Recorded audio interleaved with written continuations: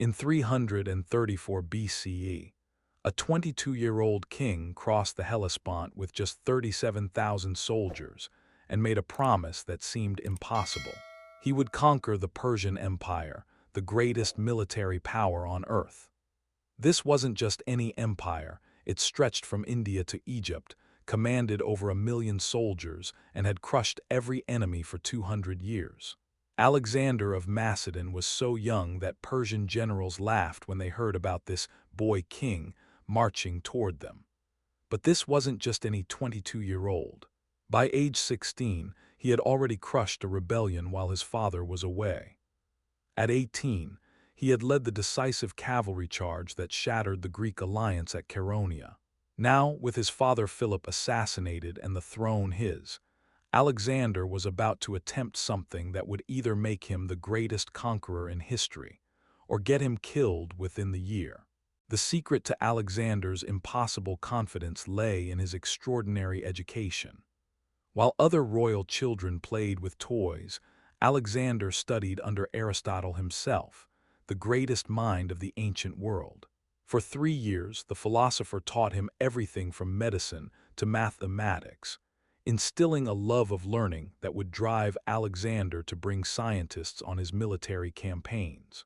But it was his mother Olympias who gave him something even more powerful: the unshakable belief that he was descended from Achilles and Hercules, and that his real father wasn't Philip of Macedon, but Zeus himself. At age 12, Alexander proved his divine heritage by taming Bucephalus, a massive black stallion that no one else could ride. The horse had been brought to Philip's court as a potential war horse, but it was so wild and vicious that the king was ready to send it away. Alexander noticed something the adults had missed. The horse was afraid of its own shadow. By turning it toward the sun, he calmed the beast and mounted it in one fluid motion.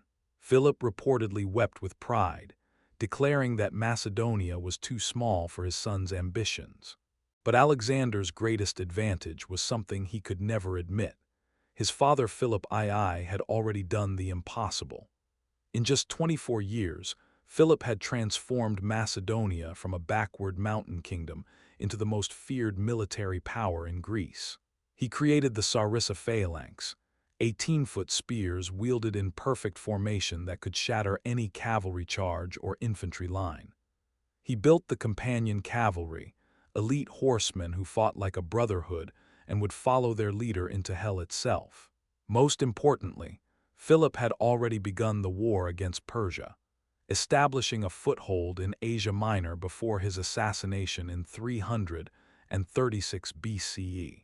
When Alexander inherited the throne, he also inherited the finest military machine the world had ever seen. Yet the 20-year-old king faced immediate rebellions from Greek city-states who saw Philip's death as their chance for freedom.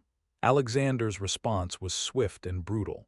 He marched south and completely destroyed Thebes, selling 30,000 survivors into slavery. The message was clear: Alexander might be young, but he was not weak. At the Battle of Granicus River in 334 BCE, Alexander nearly died in his first major engagement. Persian cavalry surrounded him, their weapons striking his helmet with such force that the crest was split in two. Alexander's bodyguard Cletus saved his life by cutting down a Persian nobleman just as his sword was descending toward the king's head. But what happened next revealed Alexander's true genius. He didn't just win battles, he won hearts and minds. After defeating the Persian satraps, he declared himself the liberator of Greek cities under Persian rule.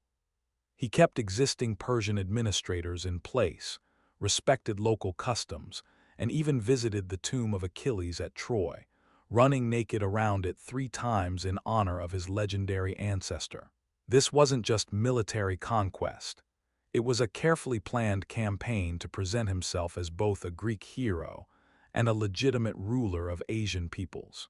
In 333 BCE, Alexander came face to face with Darius III himself, the Persian king of kings who commanded an army of over 600,000 men.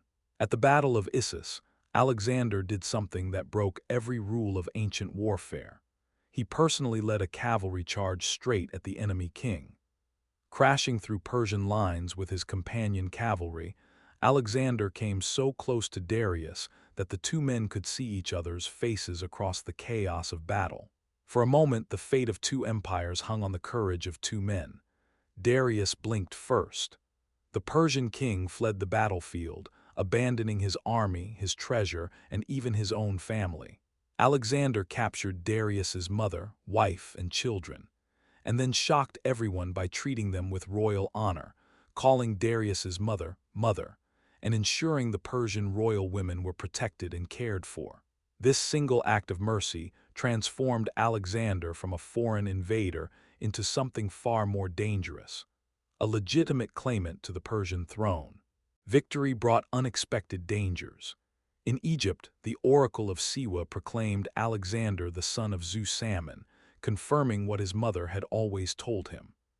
Now officially recognized as a living god, Alexander began adopting Persian royal customs that horrified his Macedonian veterans. He introduced proskenses, forcing visitors to prostrate themselves before him as Persians did before their divine king. He wore Persian robes, married the Bactrian princess Roxana, and promoted Persians to high positions in his army. His oldest friends began to plot against him. Cleitus, the man who had saved his life at Granicus, publicly accused Alexander of abandoning his Macedonian heritage. In a drunken rage, Alexander hurled a spear that killed Cleitus instantly. The king who could conquer empires couldn't conquer his own demons. As his army marched deeper into unknown lands, Alexander's grip on reality grew more tenuous and his behavior more erratic. At the Hydaspes River in 326 BCE, Alexander faced his greatest challenge, King Porus and his war elephants. For the first time, Alexander's men had never seen their enemies' weapons, massive elephants that trumpeted like thunder and crushed men underfoot. The battle cost Alexander his beloved horse Bucephalus and over 1,000 of his finest soldiers. Even in victory, the cost was becoming unbearable. When Alexander announced plans to march to the Ganges and the edge of the world, his army finally said no. These men who had followed him for 50,000 miles across deserts and mountains, who had conquered the known world, refused to take another step. Alexander raged, threatened, and pleaded, but for the first time in his life, his will was not enough. The boy who had tamed the untamable horse, who had defeated the unconquerable empire, had finally met something he could not master, the limits of human endurance. At age 30, Alexander began the long journey home, but he would never see Macedonia again. Alexander died in Babylon at 32, probably from fever, possibly from poison, having conquered more territory than any human before or since. But here's the question that still haunts historians. Was Alexander a visionary who dreamed of uniting East and West, or was he simply a brilliant sociopath who couldn't stop fighting? His empire shattered immediately after his death, yet his influence shaped the next 2,000 years of human history. Roman emperors called themselves Alexander's heirs. European kings claimed his legacy, and even Napoleon carried a copy of Alexander's biography on campaign. In our modern world of global connections and cultural fusion, are we still living in the world that Alexander created? Or are we finally moving beyond the idea that greatness requires conquest? Let us know in the comments. And if you like the video, give it a thumbs up and subscribe to our channel. See you in the next video.